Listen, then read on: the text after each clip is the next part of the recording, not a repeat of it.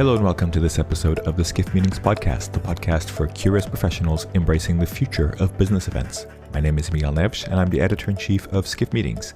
And in this episode titled, How Translation Powers Inclusion, I have the pleasure of speaking with Ewandro Magalhães, language industry executive, former chief interpreter in the United Nations systems, and a language technology advocate. He is a TED educator, TEDx speaker, and the author of 3 books, including The Language Game, Inspiration and Insight for Interpreters.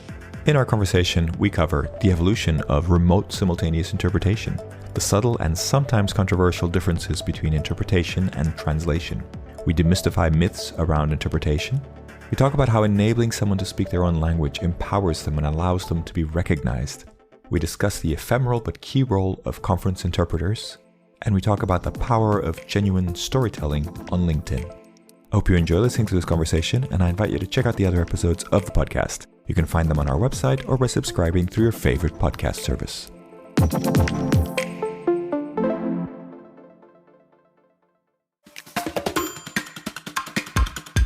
Hello, everybody. Welcome to this episode of the Skiff Meetings podcast. Today, I am delighted to have a fellow Portuguese speaker on the podcast with me. I have Ewandro Magalhães. Welcome, Ewandro, to the podcast. Well, thank you very much, Miguel. It's a pleasure to be here, and it's not every day that I get to talk to somebody who can pronounce my name. So well done. Thank you very much. It's funny. We've had a few Portuguese speakers on the podcast, and they have the exact same comment. It's like, somebody who pronounces my name properly. Yeah, it feels different. It feels funny in a way, yeah. Yeah, absolutely. So, Ewandro, thanks for joining us today. We met a while back, I think, in this world of events for event planners. I think at the time you were with Kudo, and I think we met at the meetings show, if I'm not mistaken. Yes, in London. 2015, 2016, something like that. And we've kept in touch somewhat ever since, and I've followed your journey. But I'd love to, for everybody who's listening, to kind of meet you virtually, understand your journey. If you could take us on a little bit of a journey, I'd love you to start wherever you want to start, but I'd like to get that first idea of events and the event world and that sort of world of conferences, etc. When did you first come into contact with that, and how did your kind of journey evolve from there? Well, this is a story I've told many times, and it's actually the opening chapter of a book I wrote in 2007. In Portuguese, it's called Sua Majestade o Intérprete, so His Majesty the Interpreter, of course, being facetious, where I tell the readers how I stumbled into interpretation, first of all. And then from there, I went on to have a career in this field. I set up a company and so on because I got so excited about what that meant and what I was doing that it got really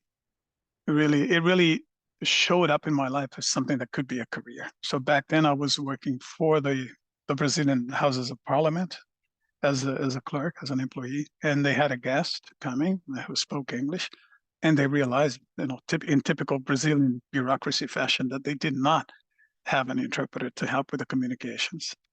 And I had to be spreading around the rumor that I could speak English because I wanted to move to a different position, or I was trying to get ahead and trying to show off my credentials. I was maybe 25, 26 years old back then. This was in 1992, so I was about 27, 28. And I got a call, and the question I heard over the phone was, Ewandro, are you wearing a suit and tie? Because there are places in the house where you can only go if you're properly dressed. I said, well, out of coincidence, I am, because it's not every day that I'm wearing a suit and tie. Oh, show up here, come to the office of the president. Something tells me that wasn't a coincidence. Yeah, so come to the office of the Speaker of the House, and I show up, not having a clue as to what's going to happen next. And lo and behold, comes through the door none other than Prince Philip, the Duke of Edinburgh, right? So the late father to the current King of England. And again, he happened to be cruising Brazil on a WWF mission, and he stopped at the Parliament just to say hello. And it was one of those easy conversations where they only talk about, pleasantries and so on. And they didn't have an interpreter, and they set me in that chair. I had no clue what I was doing there. And then I look up and I see it. Well, actually, they brought an interpreter. So I'm actually trying to get out of that chair and kind of trying to duck out of the room. My boss, who was like almost 7 foot tall, comes, presses my shoulders down and says, "No, you got this. Stay there. You got this." And then I had to either swim or drown, right? And I like I like to think that I swam. So I tell the circumstances of that encounter. So we got to a point where we could understand one another, and the conversation flowed. More importantly, I felt really good. I felt, wow, this is exciting. There's a lot of adrenaline here. I want to learn how to do this.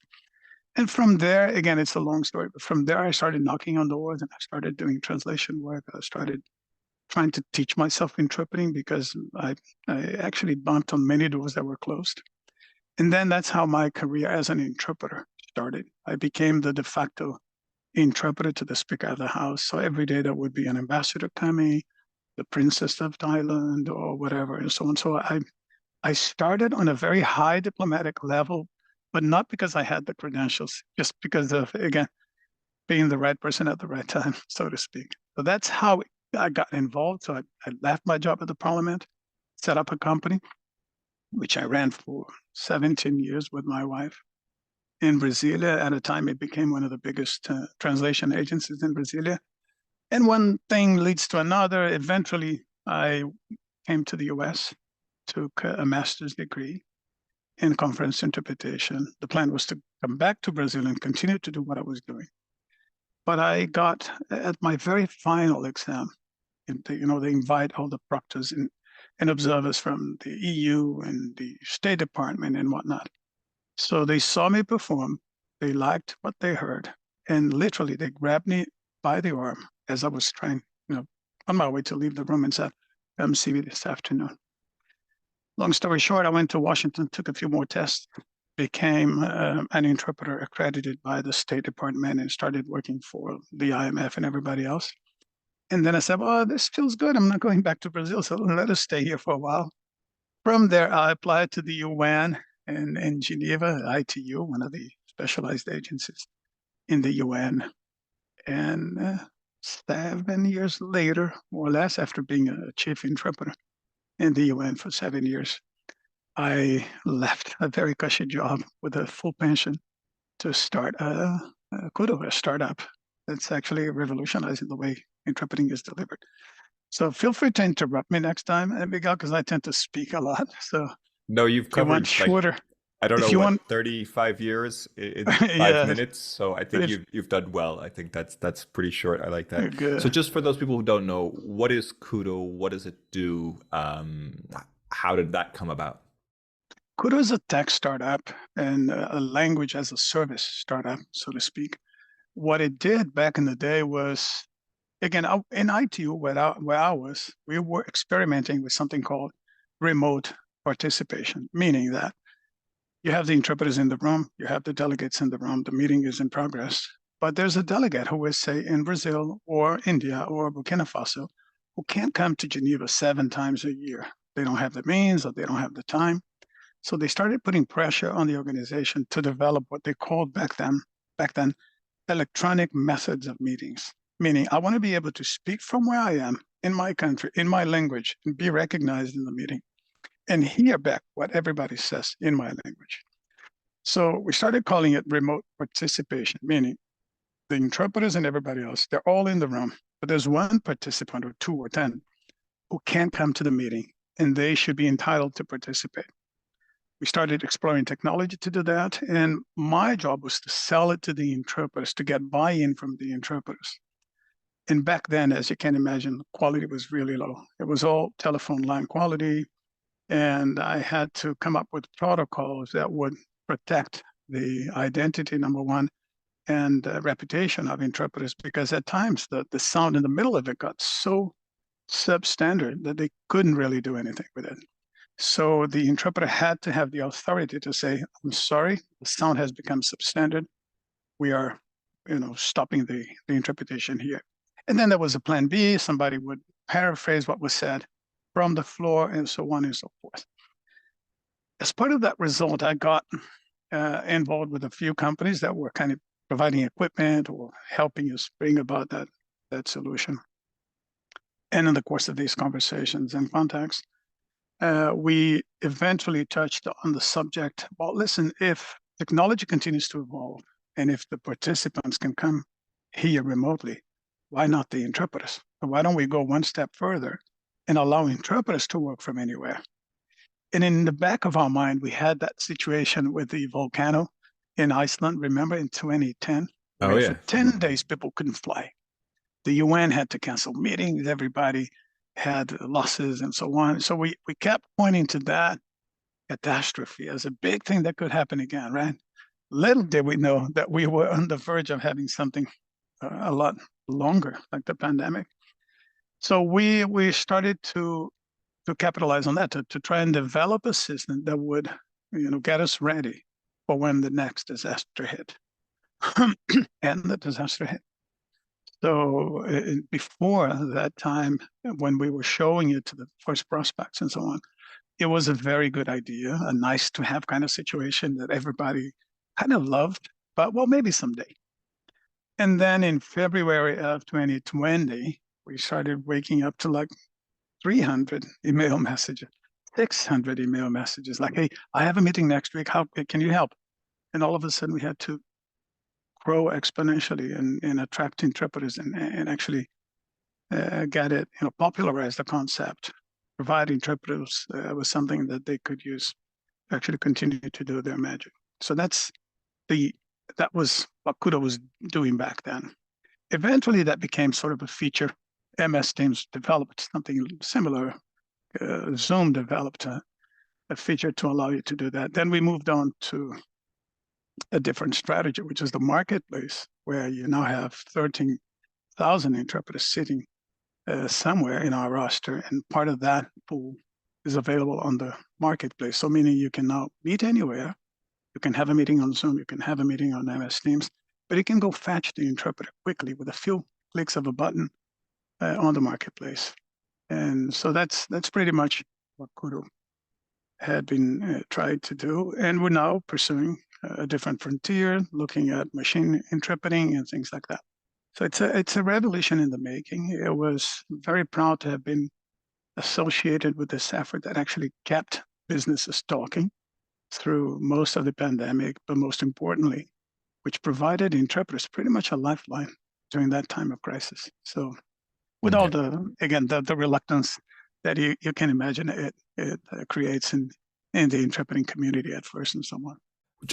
I have a few questions and would love to kind of help us make sure we get these definitions right. So we were talking about RSI. I think that's normally what it's called, right? Remote simultaneous interpretation.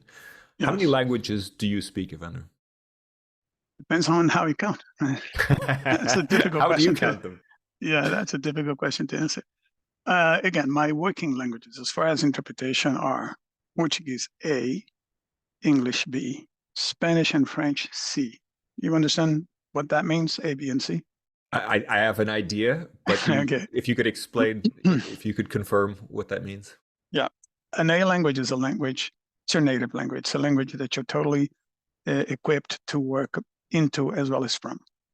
So I can say anything in Portuguese. I'm comfortable saying anything in Portuguese. Might struggle here and there for a word, but I know how things are properly said in Portuguese, so I can actively produce speech into Portuguese. A B language is a language which may not be your native language, but of which you have enough command to actually go actively as well. So English, like I'm using English in this conversation, so are you. So we both have English as a B language, so we can produce our own ideas and format those ideas or transcribe, if you will, those ideas into a foreign language and still make sense and be grammatically correct and so on. So that's a B language. I can interpret from it and I can go into it. The C languages are languages that, although I might speak and get by and I have enough knowledge of the language, I don't trust myself enough to produce speech into those languages because I'm going to make a mistake somewhere, right? So that's Spanish for me. I fully understand it. I can interpret from it, and I won't make a mistake in understanding, but I might make a mistake in in how I speak the language. So I'm not as comfortable. So it's a C language. It's a passive language. So French and Spanish are in that category for me. Now, you do, again, these are like professional languages. Yeah. I've also spent a lot of time in Germany, and I studied German for like 6 years.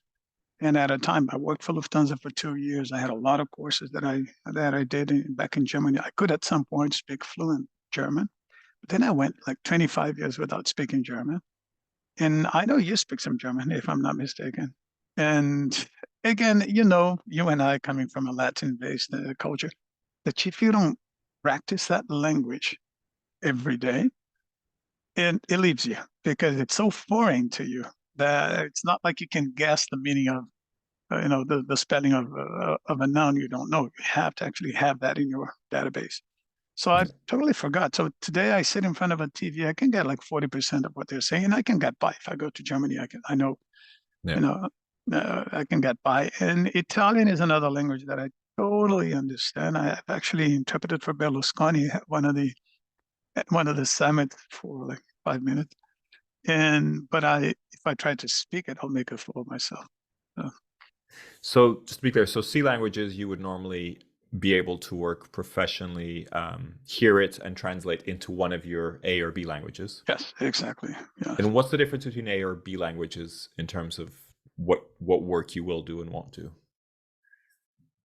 Is it just Again, that the if A language is the one that's right at the top, or would you do everything in a B language as well?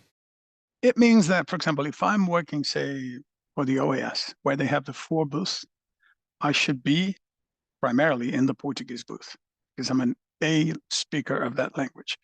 If they don't find anybody else on a given day and they need somebody to make do in the English booth, they can use me. They know I have a strong enough English to sound convincingly, to sound correct, and so on. But they know also, and I do too, that it's going to take more work. It's going to take more preparation. It's going to be something that I need to approach with a lot more responsibility. Unlike, again, of course, if I go into the Portuguese booth, I'm going to be as responsible, but it's something that I have more tools at my disposal in Portuguese than I do if I'm just trying to make sense in English. Right? So Makes total sense. primarily, if you're at the UN and where you have dedicated booths, you want only A speakers of those languages in those respective booths. Yeah. And just to make sure that we have this perfectly correct, can you just describe the difference between interpretation and translation? Because I hear a lot of people saying translation, I think, when they mean interpretation. I want to make sure we get that right. I love to talk about that. And for one, You've had this conversation before, right? I've had this conversation before, and I'm a dissenting voice in this debate because, for example, the subtitle of my book is The Fascinating World of Simultaneous Translation in Portuguese, tradução simultânea. Why did I opt for that? Because that's what people say. That's if you talk to people on the street, that's how they relate to what we do. Oh, tradução simultânea. Oh, simultaneous translation. So most heads of state, when they see you around, if they ever interact with you, they're going to say, oh, I see, you guys are the translators, right? That's what they say, especially if they are from North America. But people in Brazil get all up in arms when I say translation because I should know better. And so on. Of course, I know the difference, right? Translation is written material, right? It's the written word. So if I provide you with a text or a website that you need to transcribe into a different language, then of course that's an effort of translation. Okay. Interpretation is the spoken word, or if you need to use, gestures and sign language, and if you need to you either do it orally or signing with your body. And that I totally understand. But the fact of the matter is that it's impossible to interpret without translating, right? You can't do that. You have to find the equivalence. You have to find what that means in a different language. And that, in your mind, is an effort of translation. And you can't translate without interpreting. You can't just get a word out of a dictionary and say, oh, this goes with that. This is ChatGPT. This is Google Translate. This is not how a professional interpreter or translator does the job. You need to interpret what that means in that particular cultural context and so on. So the two actions are intertwined. And how I put that debate to rest is to say, okay, great. You have two words to define that in Portuguese, maybe in French, maybe in Spanish. But what do you do in Russian, where you only have one word translation? What do you do in Arabic, where there's only one word translation? So you have to provide a lot of context around it, but the effort deep down is one and the same. It's interesting you the way you describe that, because you're kind of separating the audio versus the written, which is the sort of classic definition, right? And you're also saying the actions are different, right? So interpreting is not the same thing as translating, because interpreting means to kind of figure out the meaning of what someone's saying and then convert that to a different language, but that may not be a literal word for word translation, right? So you're kind Exactly. of saying Yeah. these are two different things, and just because one is normally used for audio and the other one is normally used for written word, they're actually different actions, right? I think that's Yes, fascinating. but my point was, for example, if you're doing just written translations, right? Let's say you go to a construction site Mhm. in Brazil. I don't know what the situation is in Portugal, but in Brazil, let's say when you come to a point where it says, well, from this point on, only authorized people can come in, right? In Portuguese, it's going to be a long sentence telling you that if you translate it literally, it's going to say only authorized personnel can go beyond this point, right? In English, that sign is never going to say that. That sign is going to say personnel only. That's what it's going to say.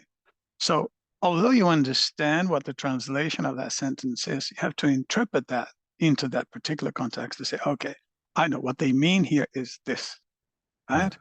Like, for example, if you're stepping out of a metro cart in Washington, D.C., you're going to hear, next stop is such and such. Doors are going to be open on the right. Mind the gap. How do you say mind the gap in Portuguese? You could try and translate those words into Portuguese. They're never going to make sense to anybody in Brazil or Portugal, right? So you're going to have to put together a long sentence. Listen, there is a gap between the platform and the train. Be careful not to have your foot, stuck in there, right? So there's always an effort of interpretation, even if you're just translating words. And the opposite is also true. Yeah, it's fascinating that, because I'm learning Danish. I've lived in Denmark for going on 6 years now, and it's not easy, but it's also fascinating, because every time I learn a new word, sometimes I can see how the word is created. So it's created of two different Yeah. words or something like that. Mm-hmm. Or when I see it in a sentence, I can see that it is kind of like, for example, when you ask someone in Danish, what's wrong, you ask, is there anything in the way? As in, is there Mm-hmm. something blocking your journey, so to speak? Uh-huh. Uh-huh. Right? Er det nul på vejen? Interesting. And for me, it's a fascinating sentence, because I totally get it. Now that I'm used to the sentence, it makes a lot of sense to me. Yeah. But I would never know to say that. If you go into Google Translate, is something wrong? It would come up with something completely different, right? So then it's very Absolutely. interesting Yeah. to kind of turn that around. Absolutely.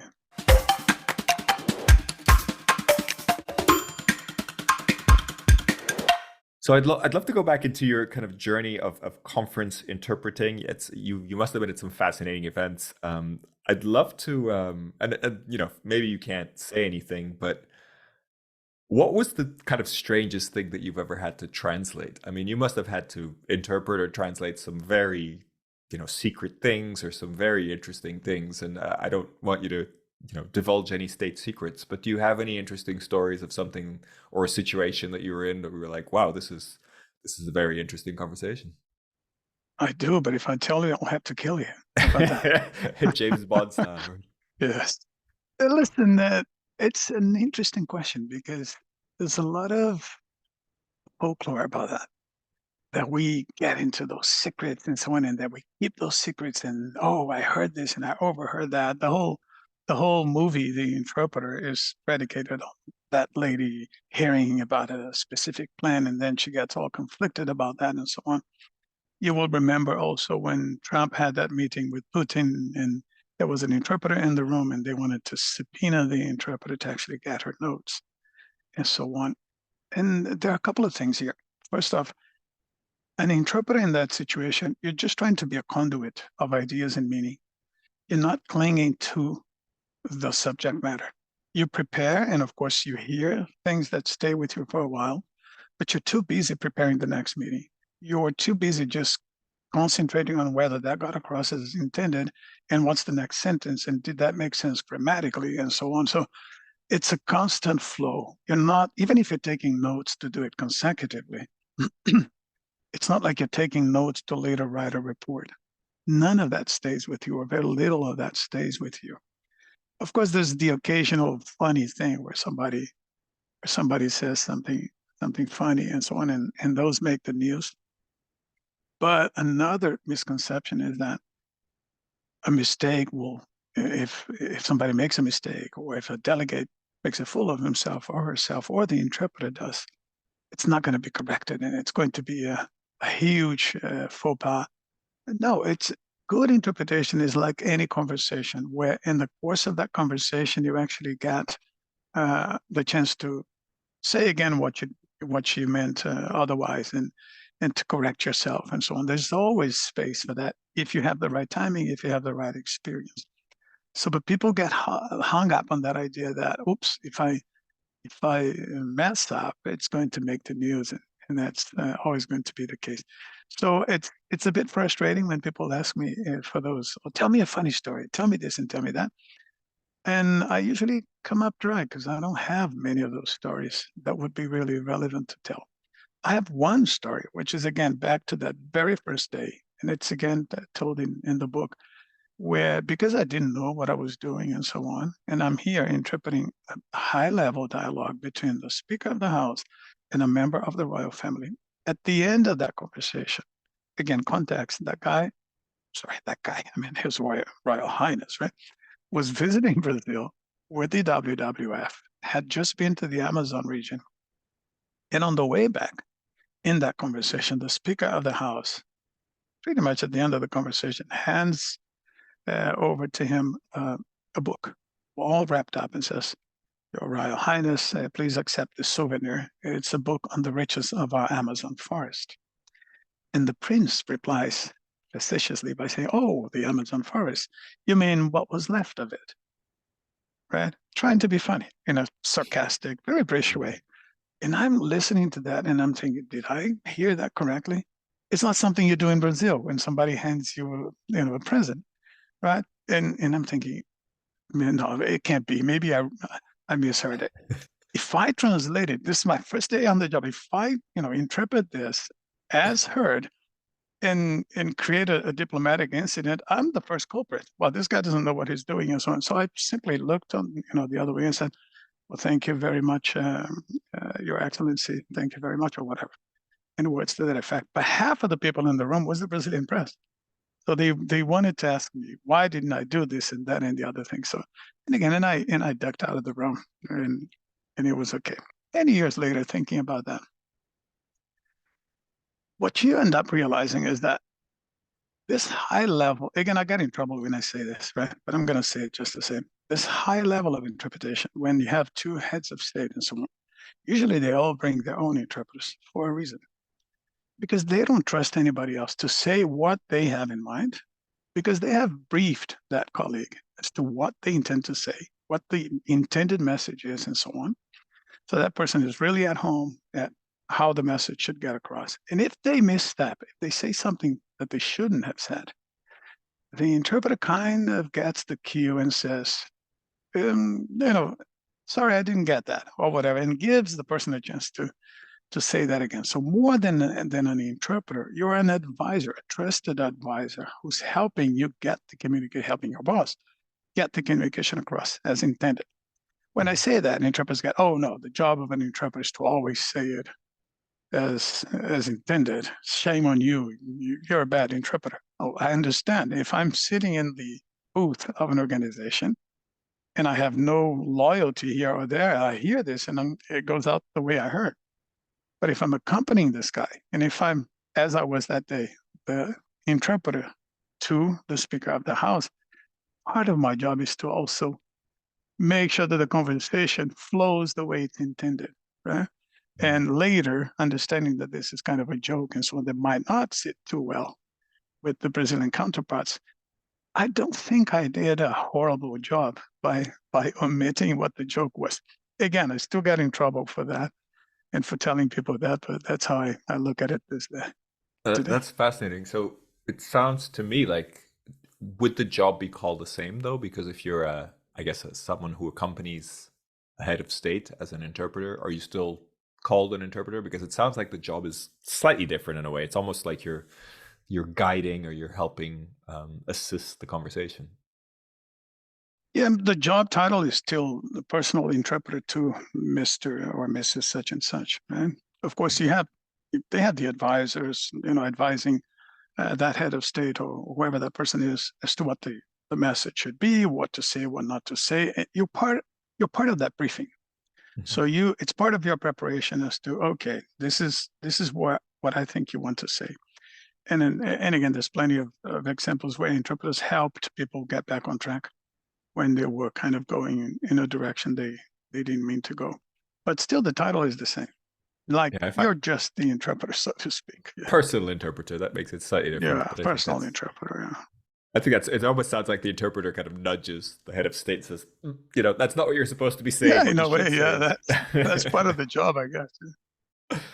So, a lot of our audience are planners or working in events, and interpretation, translation comes in. I think, maybe you correct me if I'm wrong, but it feels like in the US there isn't so much interpretation, or a lot of meetings don't really bother with that. There's a sort of understanding that if people are there, they will speak enough English to kind of enjoy the meeting or be part of it. But could you maybe, in your mind, kind of go through how you think planners should set up for success if a planner wants to use interpretation?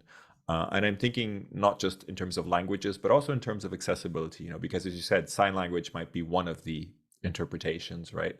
And there's a number of different reasons why you might want interpretation at an event or at a conference. How do you What's important to make that kind of setup succeed? Is it just enough time and enough budget, or are there sort of other things that are important to make that work? Very good question. The thing is, it's a mistake in my mind to believe that everybody speaks English. People struggle in English for want of a better solution. Right? Any day, and again, I'm a professional interpreter. I have professional command of English. Any day, if I'm expressing myself at something that's extremely important, if I'm working at a deposition where I am the one making the deposition and so on, I want to be able to speak my language. Because when you're speaking a different language, you only say the things you can, the things you know how to say. And there's somehow a limitation as to your expressive ability. When you allow people to really express themselves in their own language, two things happen. You endow them with the recognition of a human right. Language is a human right. So you recognize them in their heritage for what they are. That is already elevating them and dignifying them and kind of providing the accessibility on a certain level that they need to have. But number two, you empower them to actually share their ideas with the full breadth of their intellectuality and their power. So denying people that impoverishes your meeting. So that's the number one concept. Now, the reason why you've historically had less interpretation in the US, it's because it's number one, it was not affordable for most of the businesses and so on. They couldn't go there, they couldn't consider it. They would have to pay a full day of interpretation for a meeting that was just 1 hour back in the day when it was all on site. RSI changed that reality and made it more affordable while also allowing the interpreters to have multiple assignments depending on where they are, how in demand their services are, and so on. So by making that more affordable, you all of a sudden open the door to a repressed demand that had been sitting there for a long time. This is what we learned when we kind of tapped into RSI. It was not that people didn't want to have interpretation. It was just that they didn't feel that they could, right? So for an event planner, what I would say is, to the extent possible, allow the meaningful parts of your meeting to be interpreted because that's how you will engage and really get people to share from the depth of knowledge that they have, and that's going to enrich your event. Now, of course, every event has pieces and bits that could be automated any day, right? So I'll give you an example. In ITU, during any large conference, there's usually a time in the proceeds where it's all about a votation. An election, right? Voting. So at a point for 2 hours, the meeting is going to stop, and somebody from the podium is going to say, I call on the representative of Denmark. How do you vote? And the person is going to say, thank you, Mrs. Chairman. Denmark votes yes. And that goes on for almost 200 countries. You don't need a professional interpreter to do that. Anybody could do that. It's just a matter of getting the rights and no's correctly and having someone check on that. But that's 2 hours or more of proceeds in several languages that you don't need an interpreter for. So you can be smart about, okay, where do I need human interpreters? Where can I use machine interpreting or a different kind of solution, right? So, but for anything that's meaningful, for anything that would bring people together, where you want to create the right rapport, where you want to create the right emotion, the right bonding, then you would want to use interpreters. Yeah. It sounds like an inclusion and inclusivity kind of question, right? Because you want to include everybody, and I think you quite rightly say unless people are speaking the language that they're most comfortable in, then you're not truly including them. You're Absolutely. you're handicapping them in a way, right? If you're forcing them to stay with English. Yeah, it's almost like you're denying a right to them, right? And I have the right to be who I am and speak the language I do. So if I'm constrained in my ability to do so, I will do the second best thing, which is to try and express myself in a different language. But to the extent that you can, allow them to do that. But it's also very empowering for for businesses to understand that there's magic in also making language affordable. There's a lot of language access that you provide and that you make happen with solutions like the ones we brought to the market. Because, okay, there might be pockets where this is still needed, what we just discussed and so on. But there are many sales calls that are scripted from start to end, and you can, it's repetitive. It's the same thing over and over and so on, where the vocabulary is somewhat limited and so on, whereby introducing a bigger level of automation, you get business talking again, right? You get the companies interacting more, you get more business flowing, and you eventually increase the pot to the extent that somehow down the road, it's going to create more opportunities for on-site as well as online interpretation. Yeah. No, makes total sense. And I think that's from the inclusivity and kind of belonging perspective. I think that's something that's going to become even more important. So I want to change gears a little bit.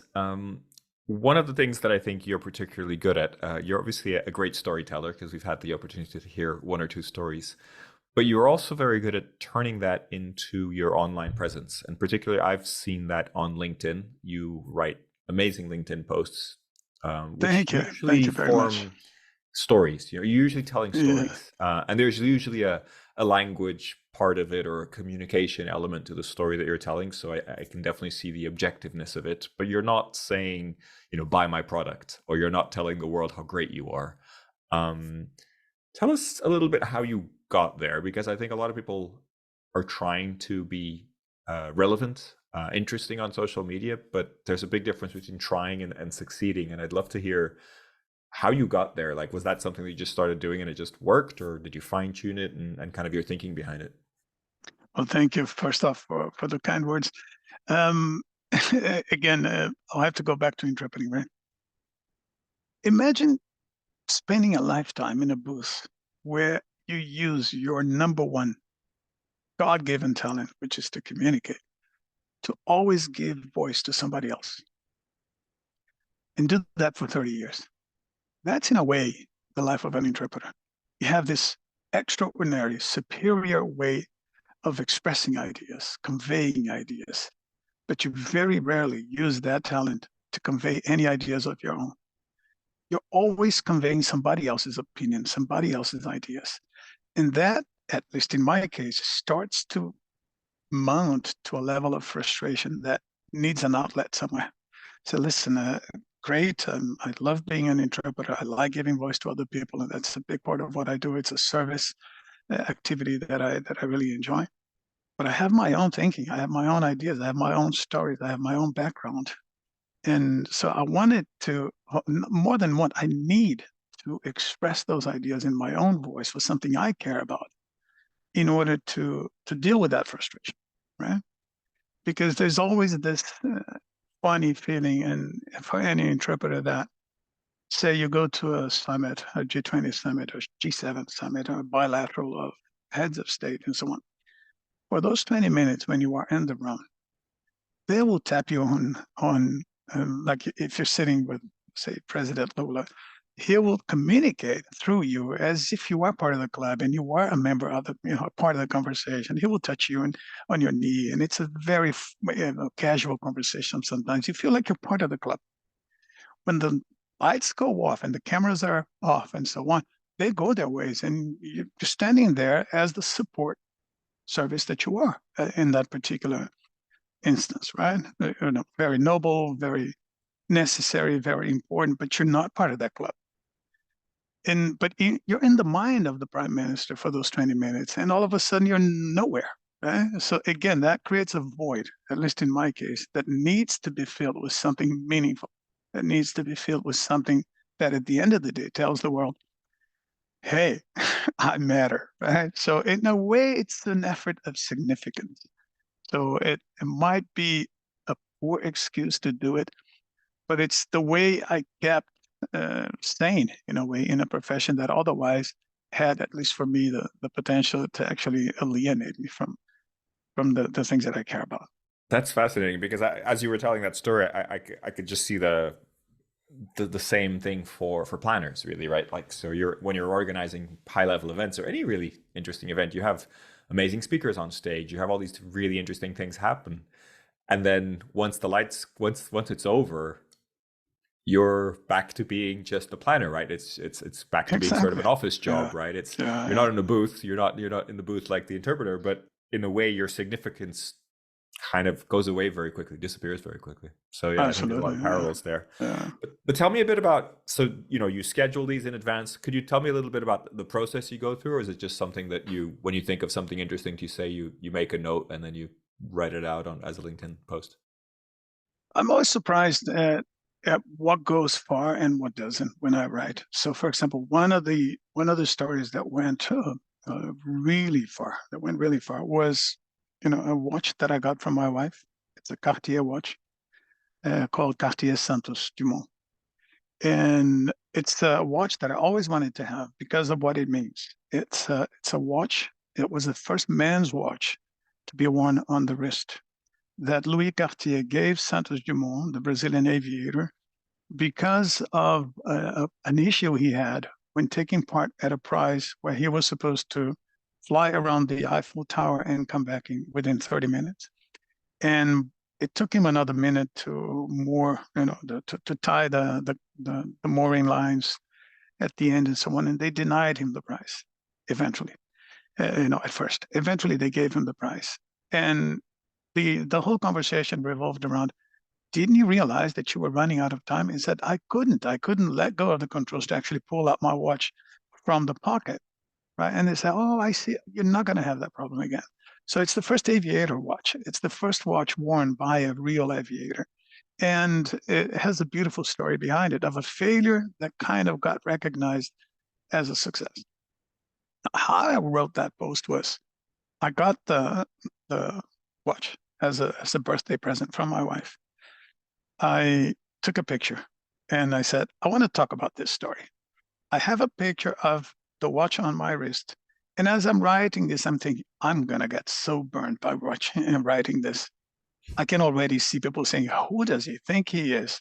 Showing off his Cartier watch on his wrist and so on and blah, blah. This is just somebody trying to show off. And that was the farthest thing on my mind. But I could see, I kind of anticipated, I'm going to get burned by this.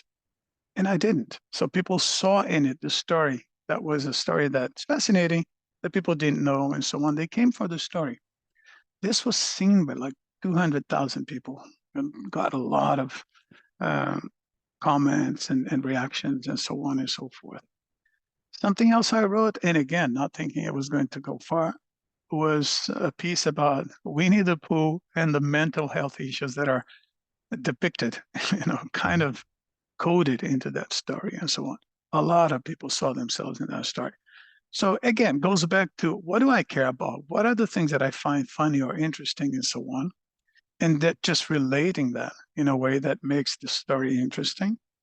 And because I like writing, I take a lot of pleasure in writing it in different ways and so on. But usually those posts, they come out in 40 minutes, 30 minutes. They come out very, very spontaneously without a lot of thinking behind it. It's not a plan. Okay, what do I write here to actually cause this and that impression? No, I usually think I'm going in the wrong direction, or I'm again speaking from my heart about something that I care about. I think the trick, and again, I'm still learning and still trying to find that place, but I think the trick is being genuine and talking about things that really relate to you and speak to you as they do speak to you. Not that much interested into what this is going to mean for somebody. So let me weave a lesson here, business lesson here, so it gets seen by more people. No, it's just a matter of, I think, right, writing things as they occur to you. Yeah, I think it sounds like you're just writing things that are interesting to you.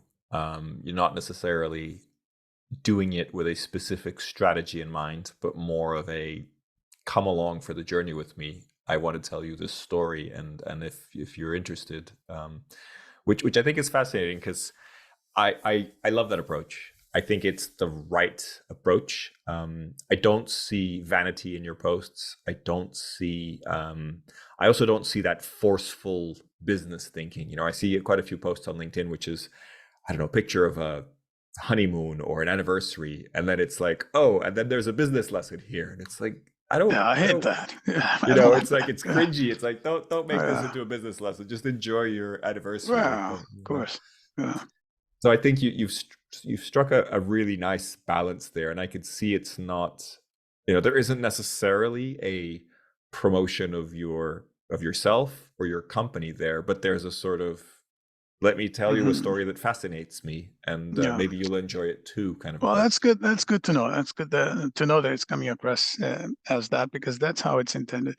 But then again, you see, unintentionally, it does strike a business chord somehow here and there.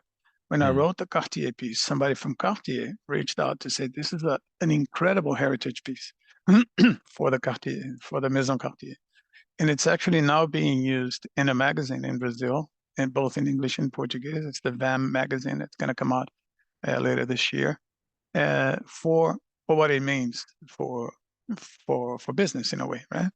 Mm. So, and I don't mind. And once it's out there, people can make of it what they wish, right? So, It would be but nice for Cartier to send you another watch or something, like as a hey, sort of if they souvenir. were to send me a couple of watches more, I would love that. Absolutely. But I really like that. And if you're not following Ewandro on LinkedIn, I strongly recommend. So hopefully you will share the next steps of your journey with us on LinkedIn. And I look forward to seeing more stories because they're always fascinating. So Ewandro, I want to wrap up, but I wanted to ask you to recommend someone else who should be on the podcast and who we should talk to, and hopefully get some interesting conversations and interesting stories as well from. Well, thank you, Miguel. First off, I felt really good doing this interview. You are a talented interviewer. Thank you. You asked me all the questions that I wanted to answer. So thank you very much. And I felt really comfortable here. So kudos to you. In terms of who you should talk to next, I have a big list. I have so many talented friends and colleagues that you could be talking to. But one voice that I think uh, would be important to get out there, particularly at this juncture where we're talking about business, AI, language, and what it means for interpreters, translators, and everybody else, is Renato Beninato. Renato is a fellow Brazilian like me, a good friend, and someone who's been to me a mentor in a way for many, many years, and who's guided me when I needed guidance, but somebody who's had a strong voice in the localization field for 4 decades and still does. So he's now I don't know exactly what his title is currently at Nimdzi, but he's one of the co-founders of Nimdzi along with um, Tucker, and also behind Multilingual Magazine, the magazine and so on. But a great storyteller, a very funny guy. So I think he will make a very good episode for your viewership Perfect. going Look forward to forward. connecting the dots and having him on the No, show. I think it'll wonderful. be And excellent. I can of course broker an introduction. Perfect. Ewandro, been an absolute pleasure. Thank you for joining us today.